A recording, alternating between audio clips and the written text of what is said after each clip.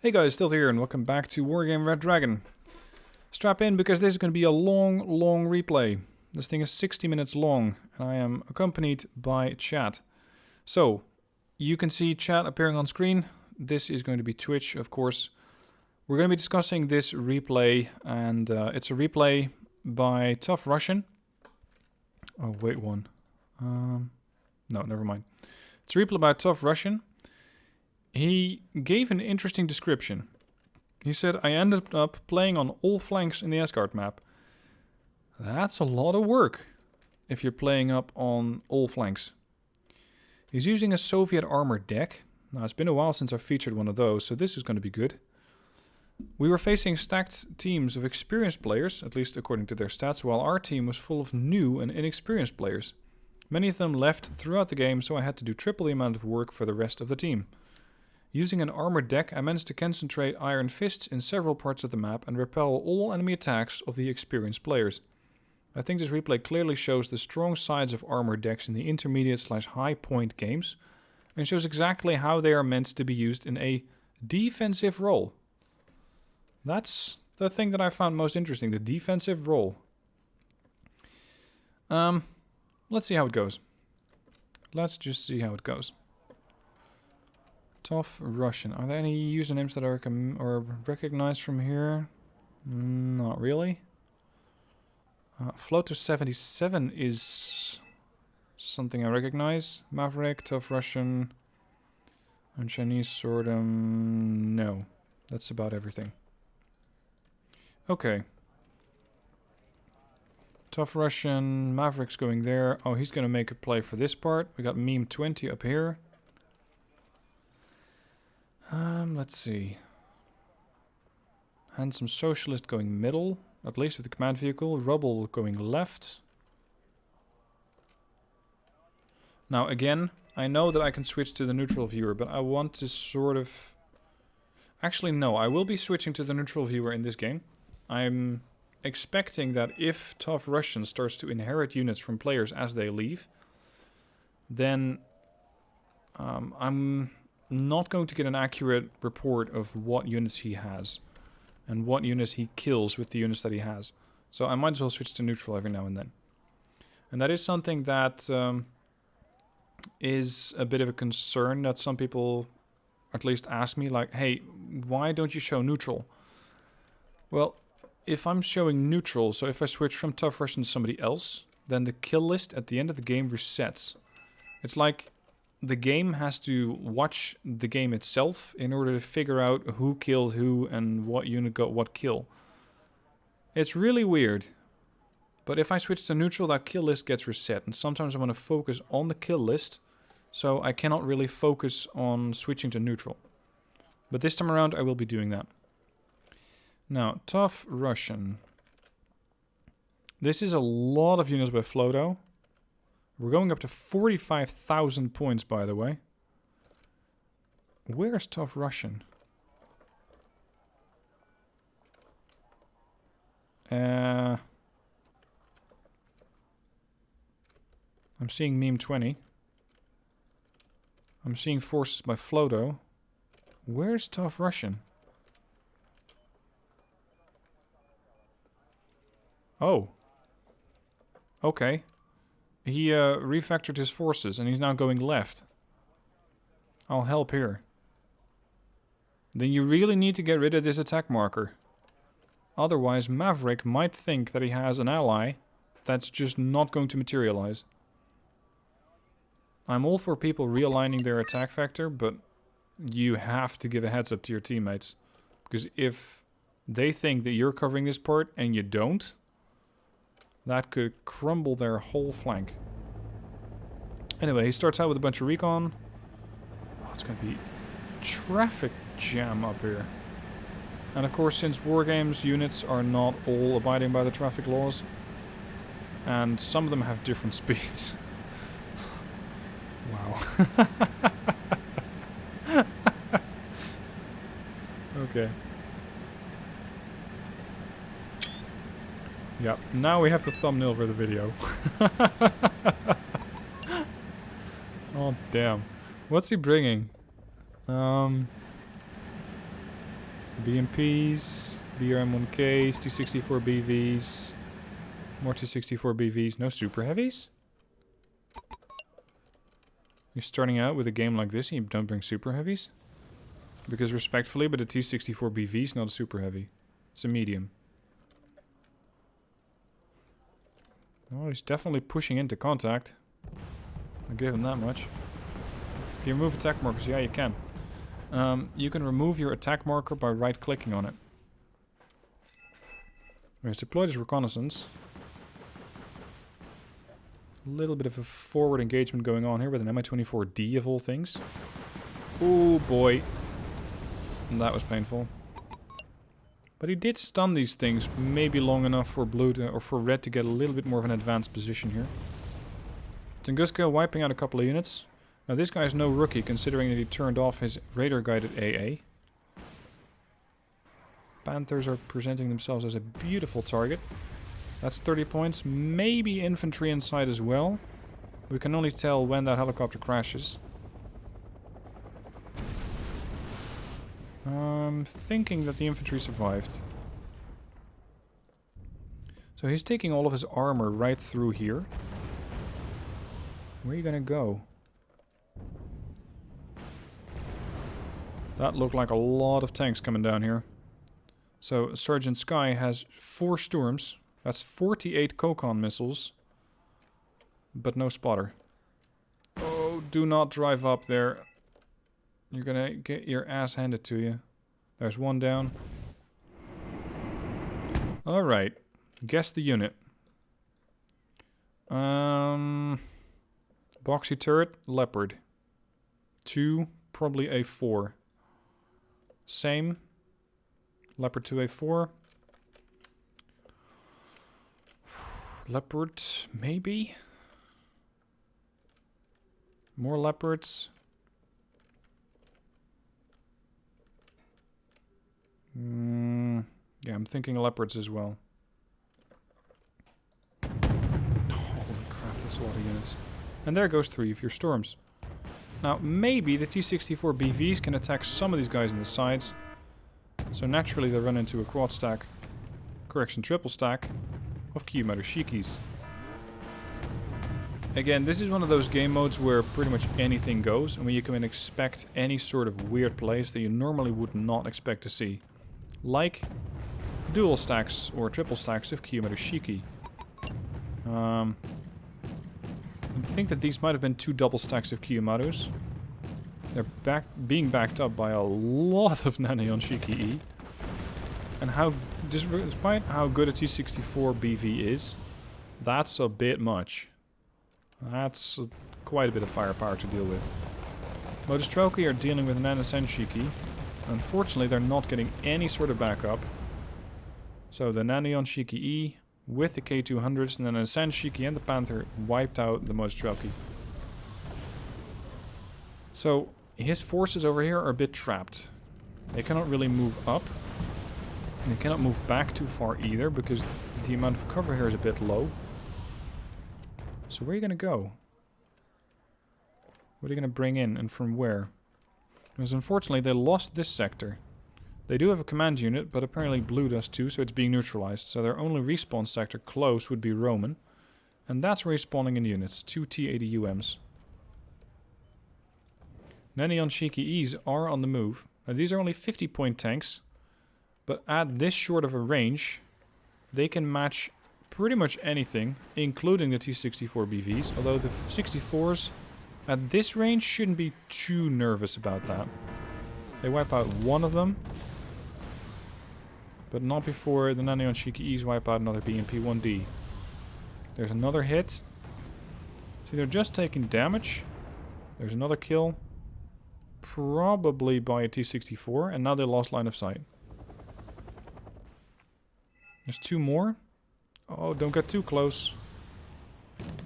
AP kinetics do ramp up the closer you get. Be careful. Damage. Sort of. Yep. Hits. Uh-oh. Kill. Ramping up of the kinetics does go both ways. Now, these things have 17 frontal armor. These have 16 AP, so at max range they won't do damage. The closer they get, the more your AP ramps up. Boom. There you go. I think that thing does not have enough reconnaissance with it. Now, how are we doing for points? 3,470 for red, 2,775 for blue. Sector-wise, blue has control of pole. Blue has sort of control of the middle, but that's very much split. And the right side is firmly under red for control. Need air cover. Yeah. I'd agree with you there. But air cover against a Meshupar and 2 Rafales? I wouldn't really fly in anything over there. Well, maybe an interceptor. Just try to get a couple of long-range hits on the Rafales, just to keep them at bay for a bit. Seed flies in. I still really hate that mechanic. I understand that these things have to miss sometimes, but then don't make it look like a missile flies right to the target, only to jump over it at the last possible second. And now they know that there's a seed aircraft incoming, and they just shoot it down. So where are your two T-80UMs? Here. The BVs are being resupplied, and these are holding the line with 2 T-80Us, providing further support. Now the T-80U and the T-80UM, I'd say, are definitely on the higher spectrum. These are super heavies. 21 frontal armor. The main selling point for me for the T-80UM is their speed. 80 kph means that they can intercept any other vehicle, or at least any other tank. They're just fast enough to do that. Floto already left the game. Uh-oh, that's number 2 leaving. He's number 4 on the list, tough Russian. So he still needs 3 other players to leave before he inherits their units. But that means that Meme 20, who I believe was operating here, inherits Floto's units. Now, fortunately, they're mostly on his side of the map. But it could have very easily been that Floto was operating on this side. And then you operate with your forces over here and you suddenly say, hey, somebody left, I just inherited units. Yeah. Fortunately, Meme 20 is an LTG, so that's, if I'm not mistaken, a Lieutenant General. Means he's an experienced player. Now, ranked experience does not immediately translate into 10v10, let's say 10v10 massacre experience, because that's exactly what this is. Wow, look at that, exactly the same score. But at least it means that he's probably quite good at managing his units. I take a sip of water there, because this is going to be a long one. 50 minutes left. Now, the selling point for this replay was that he's going to be managing a lot of different flanks. And playing armored in a defensive role. I'd say that you play armored in an offensive role. That's kind of the selling point for armored decks. And apparently that's not what's happening. Oh, that's good. Pretty easily wipe out a lot of infantry. Yep. That's what Aardvarks do. And the Aardvarks were not countered by AA in the middle at all. The Osa's out of range. A Shilka is never going to be in range. And a couple of Igla Ends, well, they just were not close enough. It's really quiet here on the left. And with loss of pole and Blue Force control of it, they have to make sure that they also counter this particular line. And it seems that Sergeant Sky is holding onto that line. And is making sure that whatever gets through here gets immediately lit up. But do we have enough to kill it? Yep, good point. Put it into cover. Storms, PT-85s, T-80B, Helos. Yeah, they will not easily be getting through here. If they really wanted to, they could. But it would come at a severe loss.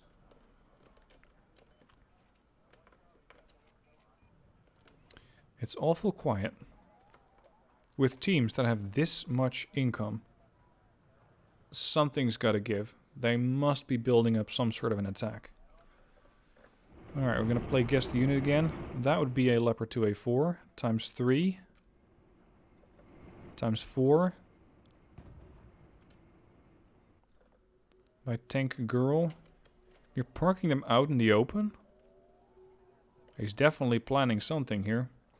We got a T-64B and a T-80B standing by to counter that. Here comes the smoke screen, and here comes the push. So far, the MI2 seems to be able to keep an eye on the situation, but it's all going to depend on how far that smoke screen is going to extend. T-80B lighting up the 2A4. Holy, what are the T-62s doing here? I'm sorry, but a T-62 against the Leopard 2A4? Well, good luck. Sure, they can keep the Panzer Grenadiers at bay, but that's about it. So far, the 2A4s are really not being damaged at all. They're also being backed by an escort. And what else have they got? Probably some AA. See, now a Sturm could come in handy. Because you would, I think, from over here be outside of the range of the 2A4.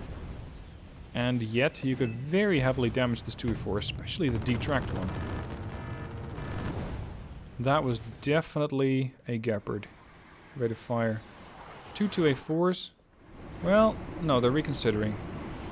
And this was Red 4. Yeah, they're being pushed or pulled back through the smoke. Mi-24P's trying to get missiles in. They get one hit. And they blow up a Gepard of all things. Okay. Hello. Kiowa. Okay. Okay, so that push so far has been stopped. JSDF Rangers taking shots with their DMR at the Rozvedka. There's not a whole lot that the Rozvedka can do. But fortunately the MSTAs are providing a bit of support from the Rozvedka. Doing a bit of damage to the Rangers there. 2 hits and you got them. There you go.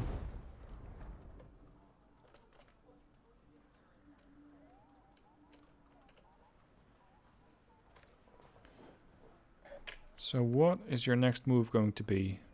Because he does not have too many options. Pushing through Dimitri is going to be pretty tough because you're facing crossfire from over here. Pushing through here, you're facing crossfire from Dimitri, from the left where you know that those leopards are. So this is going to be particularly difficult to push through.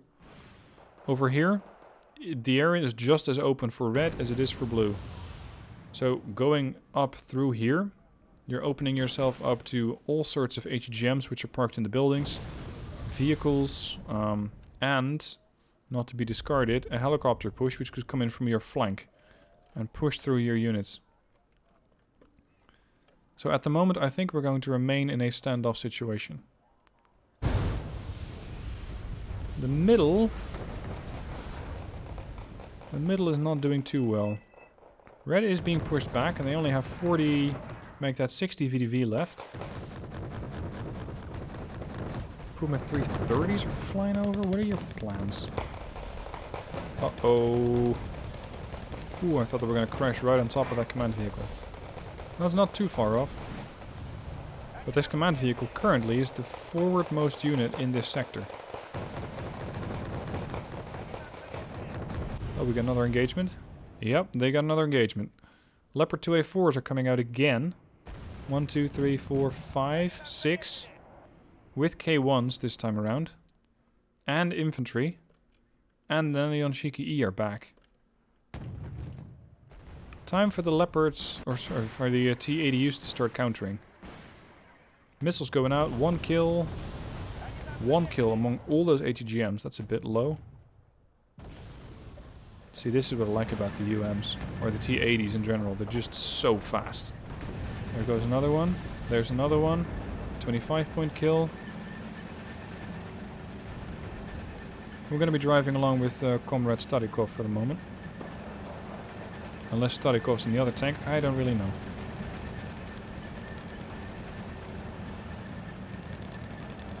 Being pulled back. Well, they dissuaded the Neon Shiki-E's from moving up any further. But was that really worth firing off all those AGGMs? I'm not really sure what happened to the leopards. It was too far zoomed in to see. Oh, and they're making a move here. Red's trying to push blue out of this sector. MTLBV's putting some firepower on the Grenadiers. Getting returned with another Browning from the M113. This could take a while. I don't really see any tanks left here. Except for the T-62s and 180 TB. 180? 1T80B English. Infantry coming across. KAF V25s. There goes one Gepard. AMX PRIs. That's just the Dutch reservists. I'm sorry, but those are not really going to win anything. And once again, the leopards come in. I wonder if they're actually going to follow through on that threat now. What was that? I think those were Hawks. No, Rolands. Don't send in your Yak. Did you not see what happened to the previous Yak? Now, this ridgeline is currently helping Blue 4 push. Although their push is somewhat being suppressed by a T-55 Recon, which is currently sitting on 1 hit point. They have a little bit of infantry to back them up, but not much. And he just shot down a 160 point aircraft. Let's switch to blue. What do they have? Ooh, that's a lot of stuff. 1, 2, 3, 4, 5, 6, 7, 8, 9, 10, 11, 12 AA units. 13, I think. 14, 15. Damn, you don't really want to fly any aircraft in there. Do you think that's enough AA there, tank girl? Would that be enough to secure your tanks for the moment? Sheesh. 1, 2, 3, 4, 5 Leopard 2A4s, 2 Kia Murashikis, 1 Nanion Shiki-E. And pretty much as expected, a line of defenses. Or rather, a line of offenses, as they were trying to move forward. Of Leopards, but this time of the cheaper variety by Kroll. Leopard 2A1s, Leopard 2s, Martyr 2, Gepard A1s, and as expected, HGMs in the buildings. Okay. Oh, but this time around, Blue is making a push. And they are getting through to this sector. You can see that Red's units are slowly but steadily being withered away. And now all the Leopards are coming forward. And the AA. Good combined arms there to make sure that the Leopards don't overextend and get killed off by aircraft. T-62s at this range could do some damage to the K1s. But they are experiencing a lot of firepower there. Where are the T-80s? Oh, here are the T-80s. 1, 2, 3, 4. The BVs, more T-80Us. And my 24s are also angling for an attack. But what they probably don't know yet is how much AA Blue has. And once again, the Leopards are cancelling their attack. They're once again being withdrawn. Okay. That is not what I was expecting. I thought the Leopards were now going to make their push and take over this bit of forest here. Wouldn't do them any good, because Motostrelki 90 have 24 AP. And will really cut through Leopard 2A4s very quickly. Still. Cha, you're very quiet today.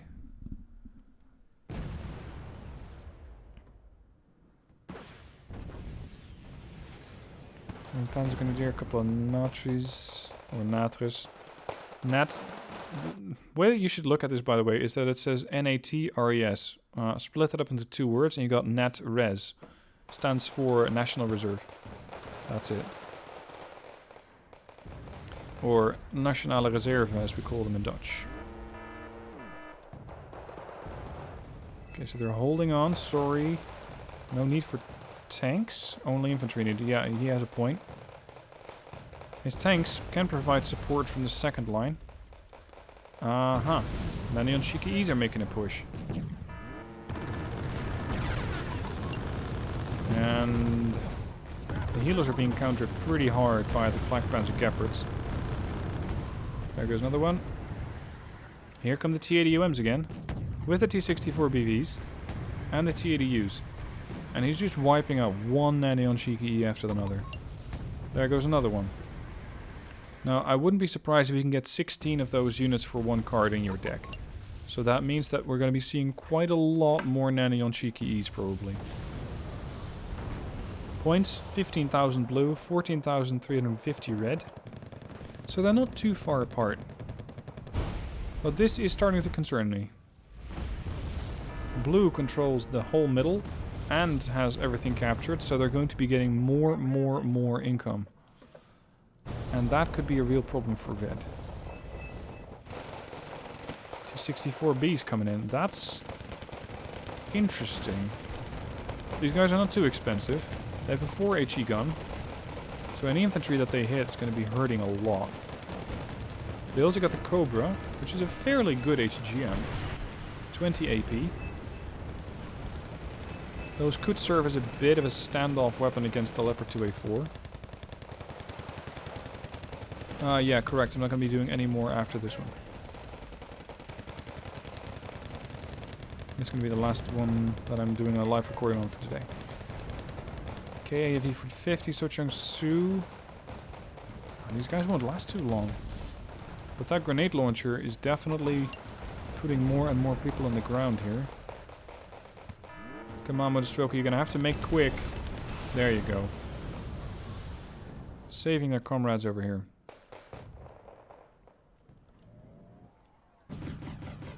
Yeah, they now have Uliana as well. And with Uliana under their control, they can bring in units all over this place. So blue has quite the breakthrough point potentially over here. That's the command vehicle. It is panicked, but it's still alive. A couple of medium slash... well, I wouldn't call the M1 Abrams light, but medium tank being brought in. AA, they're definitely consolidating their position here before making a plan to attack. For the moment, this is not going to be too much of an issue for Tough Russian, as it's not really his flank. And even if they were to push through there, then he wouldn't really be impacted too badly. Stop sending aircraft, whoever that was. It's not working out. Tough Russian so far has killed 1,500 points. Swordom has done a lot better. I think he might have been operating down the middle. He's also using quite a bit of Smirch. Fair enough. Okay, so once again, the T-64s and the T-80s are being withdrawn, getting resupplied, because that's something that well, it can be a struggle to keep the T-80UM going. Those things have an autonomy of 450, which for tanks is definitely on the lower end of the spectrum. Those, I think, gas turbines that they're running on, they guzzle up a lot of fuel. You're paying for all that speed by getting an additional fuel price. I'm surprised that despite all those attacks, these Leopards are not elite yet. You'd think that they would have done a lot of damage. Enough to get them elated anyway. Oh dear.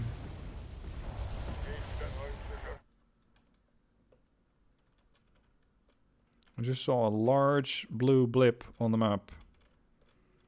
And if I'm not mistaken, then this is a horde of Abrams. Maybe MBT-70s being thrown in as well. And a battle line of Bradleys.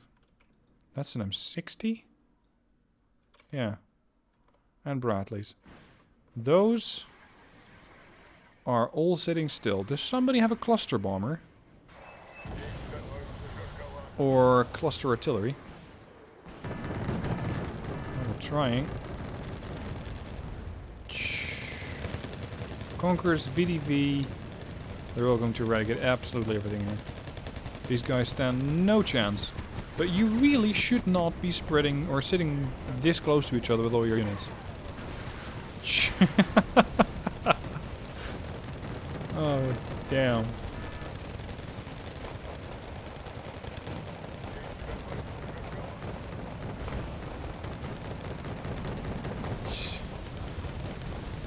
Colonel Silver is losing a lot of units over here.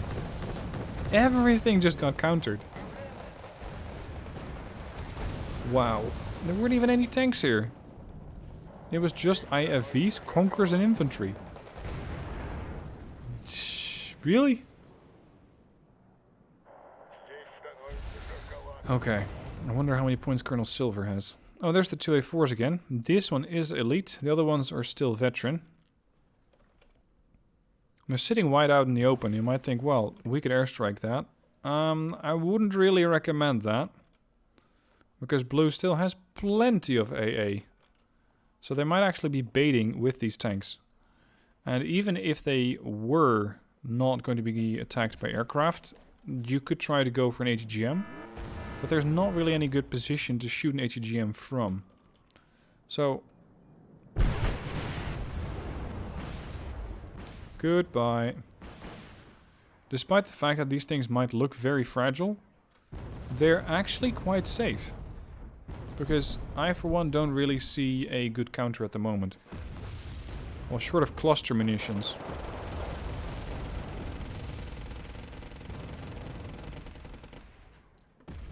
$19,000 on both teams. They're still very close. Let's speed it up a little bit. Leopard 2A4s pushing through, getting a couple of damaging hits on the T80s and T64s and then falling back again. Oh, they did take some damage. I gotta say, Tank Girl is really doing a good job micromanaging these Leopard 2A4s. I think she recognizes that she cannot get any more after those things are dead. So, at the moment, the only option that she has is just do some damage, repair, and then try it again. So you can see these things making feints every now and then, trying to do some damage, fall back. They're not actually pushing through. Does blue know that all of these units are sitting here? Oh, yes they do. Oh, yeah they do. The question is, can blue counter it? The answer being, quite probably yes, because red does not have any AA. Well, they have 3 books. But those could have been a lot of dead tanks.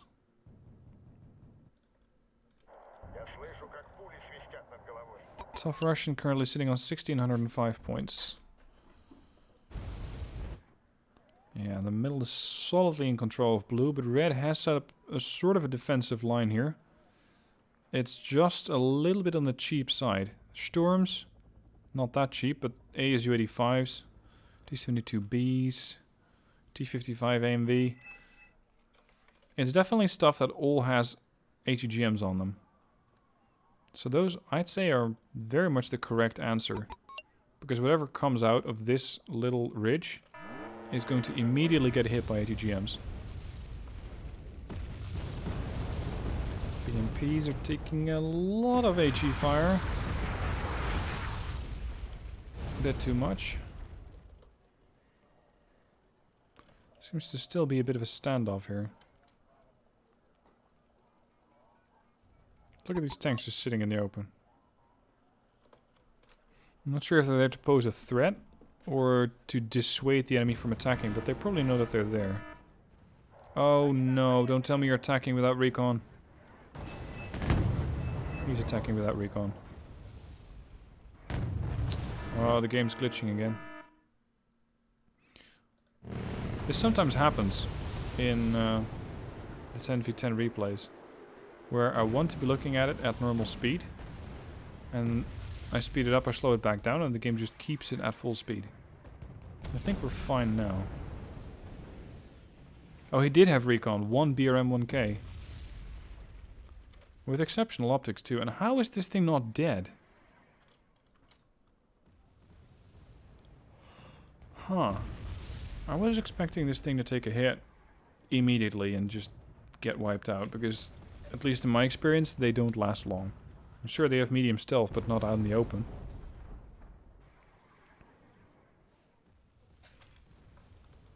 Not just this far out in the open. Middle. Well, there's still a lot of blue for stuff here. I'm going to speed it up a little bit more. I'm still eager to see exactly how tough Russian is going to either hold on to this flank or manage his multiple flanks, as he mentioned in the description. Again, a sort of half-assed attack by blue. This forest, though. Ooh, throw anything at it and you're going to hit something. Doesn't matter if it's HE or cluster. Just damage anything.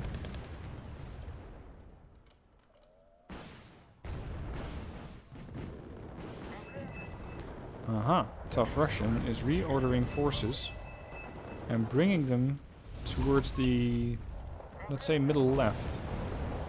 Where this time around, the guys are getting through. And they're... Let's see if it actually slows down. There's not a whole... No, slow down, not speed up.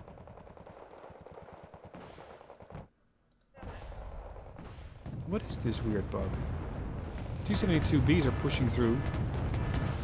Oh, and they're getting countered by Leopard to a force from Tank Girl? I guess that Tough Russian is not the only one who refactored their forces. It seems like Tough, or that Tank Girl, was also doing that. Tank Girl was the one who's operating on this flank. Interesting to see that both of those people decided to reorient. Hits, and it's a kill. Thanks to the Yak-141s. That's a fairly hefty blue for counter response. 1, 2, 3, 4, 5, 6. I'm gonna say 8 fighters. Look at this. Oh, that wasn't enough. There's 3 more Russia 2000s coming in. Alright then.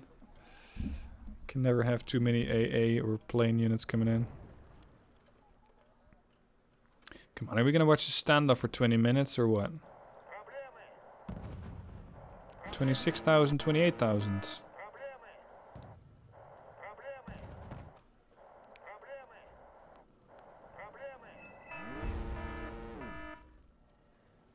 Make 27k destroyed. Yeah, they're... Oh! Tank Girl's going full in now with a 2A5. The T-72Bs have taken some damage. They've fired off half their HGMs and they have plenty of ammo left. So if blue does make a push up here, they're going to be countered by the Leopard 2A5. Sorry, they're going to be countered by the T-72Bs. But other than that, there's not too much that would stop an infantry assault. The one thing I'm not seeing so far that I am sort of expecting to see is large smoke screens, followed up by large pushes of tanks. From either team, at that. Not specifically Tough Russian or the enemy team. Although the enemy team, if they wanted to, they could take out this sector by just smoking it up and then rushing their forces in. To be fair, the Tachana sector is not that strategically important, but it does open up the way towards Roman. If you can control this sector, then you're going to have a far easier time getting into Roman than if you just try to bypass it by going down this road and then move into this sector. One thing that I'm not seeing from red, though, is a lot of AA here. Because if blue really wanted to make a mess of things, they could take a couple of helicopters, fly right over here. Yes, there is one Tunguska. There's one Igla. And there's another Igla, but those would not stop too much. And they could counter Roman very hard like that, and then proceed to fly into the soft underbelly here, where they could kill all the artillery and force at least 1 or 2 players to quit. And I mean, yes, you can never force anyone, but that's what's going to happen anyway. Colonel Silver's back with more Bradleys. Yeah, here come the first 4 Bradleys. The second 4 are in pursuit. The T-72s are moving into position. Well, there's no shortage of targets here. Once again, no smoke though. But these Bradleys are packing a punch with those TOW-2 missiles. No, they're not firing the TOW-2s. They're firing the TOWs. The TOWs only do 15 damage to an 18 frontal armor, meaning that they only do 1 damage each. So these tanks don't really have too much to fear from the Bradleys. Had these Bradleys pushed out through a smoke screen, they might have been able to drop off the infantry at least a little closer here to the BMD and the VDV. Still wouldn't go too well for them. But at least they get a little deeper into the sector other than just this, yeah, worst attack ever. I kind of agree.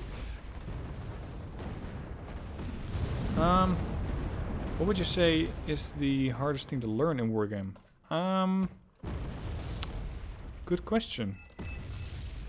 The hardest thing to learn, I think, is if you're coming in from a standard, or let's say more standard RTS, where you have a base, is that you don't really have a base in this game. Because initially when I started playing, I think ALB, I thought, okay, I need to defend my base, because I was used to generals and red alert and stuff like that. And just switching over from the mindset of, hey, I have a base that I need to defend, to I'm doing mobile warfare and everything needs to be able to go forward and back, that took a little bit of time to learn. And of course there's the fact that you have 1500 units in this game. That's a lot of units to learn. And yeah, there will be overlap because, for example, you have the Motostrelki, which have transports. And I think they have 8 or 10 different transports. But you do have to sort of know what those things can do, what sort of a threat they are, what can counter them. And then there's all the different keybinds that can help you speed things along. Here's that helo push that I was expecting, by the way. Tunguska shouldn't have any problems with that. You have to learn the units, you have to learn the gameplay mechanics. And maybe the hardest thing to learn for a lot of players is not so much a gameplay mechanic, but that you're going to absolutely get your ass handed to you when you start playing this game. It's inevitable in Red Dragon. Because you have so much stuff to learn, you have so many things that you don't know, and most people just expect to pick up a game and immediately be good at it. If that's your expectation for Red Dragon, good luck. But I think you might find that it just does not work. And I think that that's why this is such a niche game. Because there are so many people or players who just don't want to invest that much time in it. Who just aren't really willing to learn all that stuff. And you could argue that's not so much a Red Dragon problem. It's a gameplay problem. Where people want to be able to do something immediately and not just learn something. Got a bit more blue coming in here. How are these guys not taking fire from anything? There's one TAEB that's firing at them currently. Mortar 2's pushing up, leopards. I gotta say, this is a fairly organized attack. Line of infantry, followed up by martyrs, followed up by tanks. But there's a lot of them. There's not a whole lot of red to counter. If you're going to counter all that with a couple of infantry units... Ooh.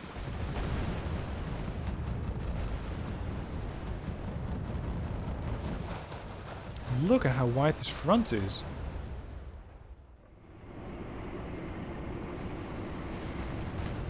See, this is what I like to see. These large-scale assaults.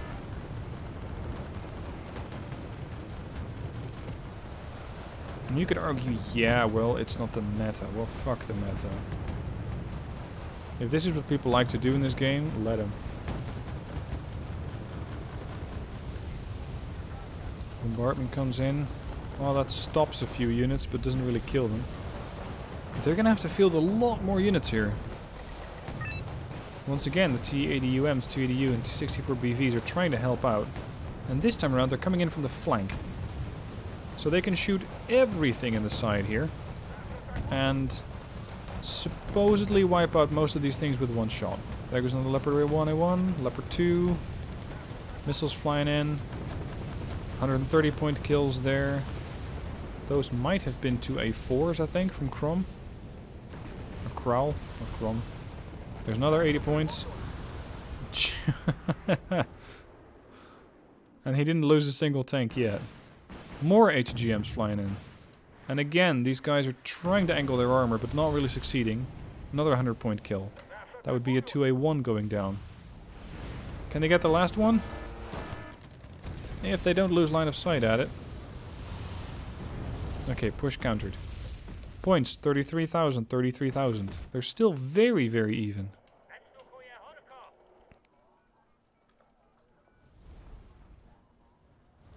Anyway, back to the whole gameplay discussion. I think that what most people need to learn when they're trying something new, whether it's Wargame Red Dragon or picking up any other skill, is that they're just going to suck at it in the beginning, and then that's okay. A couple weeks ago, I'd say about 2-3 weeks ago, no, a little more, a month ago, I picked up Stormworks, and I know that I'm just going to suck at that game in the first couple of, well, let's say 20 to 50 hours. There's a lot to learn in any game, but I'm just picking Stormworks as an example. And I know that my boats, which I was designing at that point, were going to be shit. I know that the advanced game mode, where you have to design your own engines and propulsion systems, I was going to be sucking at that. I know I was going to be frustrated, and I was just okay with that, because that's part of the learning curve.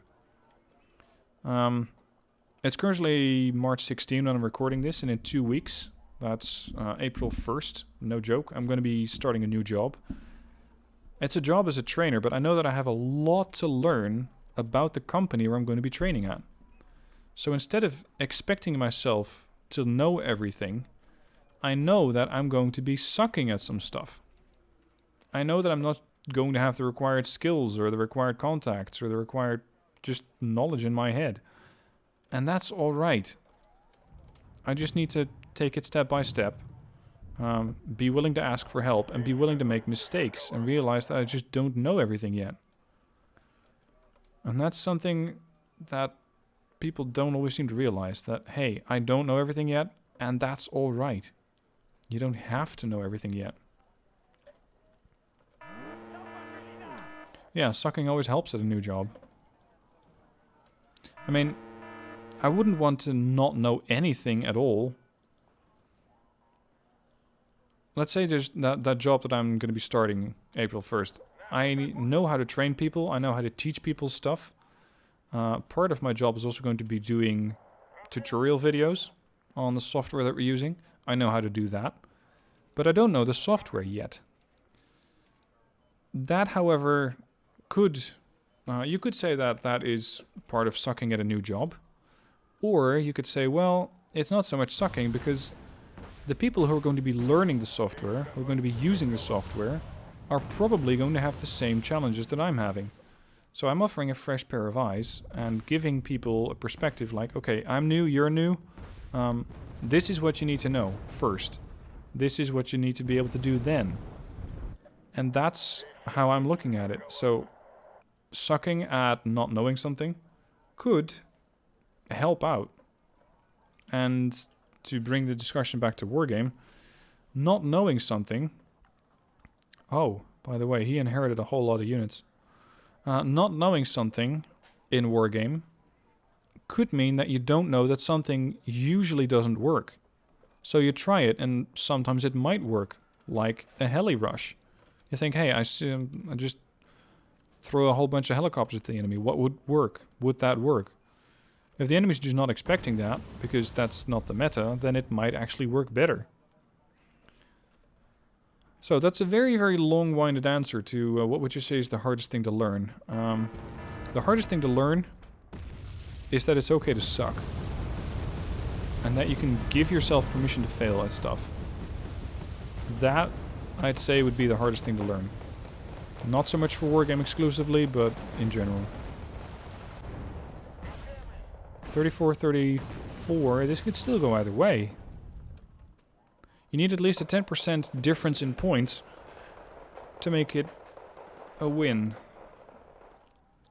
You're gonna need a lot more difference in points if you want to make it a major win. I don't think we're gonna see a major win on this one.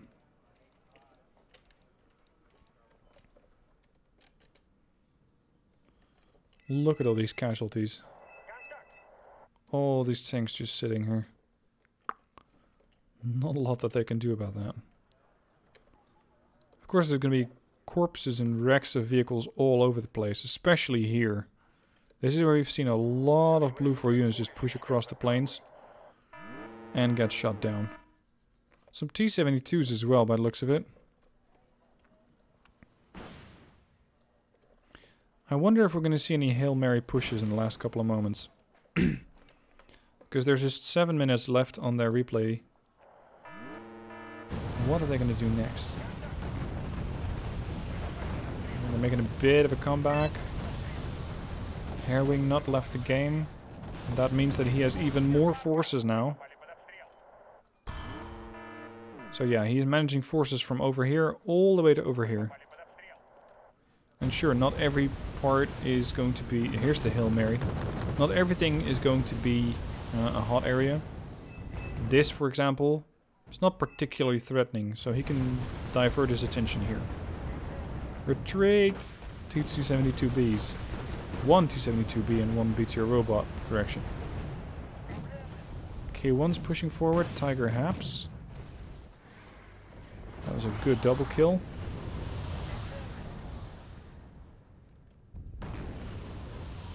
Now see, all of these units he inherited. He didn't buy any of those.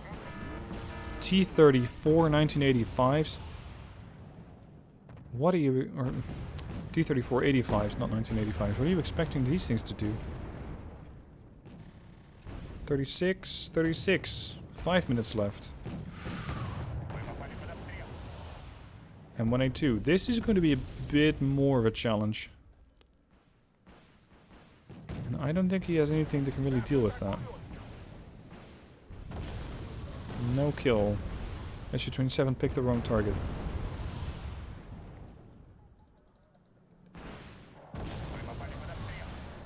Come on. He might actually make it out.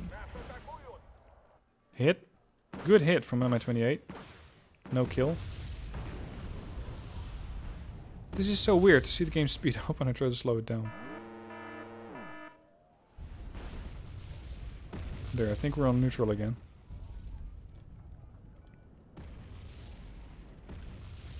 Yeah, the game's pretty much over. Let's have a look at the results screen. Although for Tough Russian it doesn't really matter, but I want to see who got how many points. Because so far it seems that the handsome something got a heck of a lot of points. And Tank Girl... I think Tank Girl played rather well too. 3,000 points. But those Leopard 2A4s did a hell of a job. Bit of damage, retreat, repair, do it again. 2 minutes left. What are you trying to do? Either go forward or go back, but don't sit there. Oh, Tank Girl, you're throwing it now. Lost as much as she killed. Yeah, probably.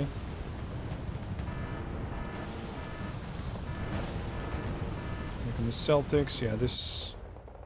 Infantry push? Interesting. Toots and Guskas against an infantry push. Chew through them. 56 seconds. 38, 38. This is going to be a draw. Doesn't happen too often on that 10v10. You see a draw. Finally, the T-72Bs arrive. I was waiting for those the whole game. M1A2, M1A1. Yeah, it's over. Okay, so let's have a look. Crow lost a lot more forces than he got killed. He's the one who pushed across that open area far left. It was a pretty nice looking push. Like, it looked good, but he just didn't open up with a smoke screen. He didn't open up with an artillery barrage. Colonel Silver, 4,000, 5.5. Was that a 1v10? It was a 10v10 on paper, but Tough Russian got a lot of units from people who left. Look at that. 7,500 versus 4,000. He got a lot of points, despite the fact that he inherited so many units. Floto left fairly early on. Meme played a little bit less well than I'd expected. Maverick. Sordom played positive. He lost a lot of stuff. Same for Rubble. But what about Blue? Tank Girl. No, she made positive. Not by a whole lot, but 900 points is no... That's not bad. Red Typhoon. Rotor. Pretty good game. I like those dashes that he did with the tanks. And I'm talking about Tough Russian at the moment. The small dashes forward. Get a couple of damaging hits in. Potentially looks like it came in from the side when he was dealing with Corral over there. Those attacks can get you quite a lot of points. But defensive warfare for an armored deck, I still don't think that those two words should be in the same sentence. Anyway, that's the replay. It turned into a bit more of a learning discussion than, than a replay. But I hope you were entertained anyway. Thank you for watching. If you have a good replay of your own that you think I should have a look at, send it in down through the link in the description. Don't forget to become a Patreon supporter if you like my content. And I will be doing these streams more often. Up until the point where I have a job, of course. So I'll announce those things as much as possible on stream or on the YouTube channel. Anyway, thank you for watching. Hope you enjoyed it. And I'll see you soon for more videos.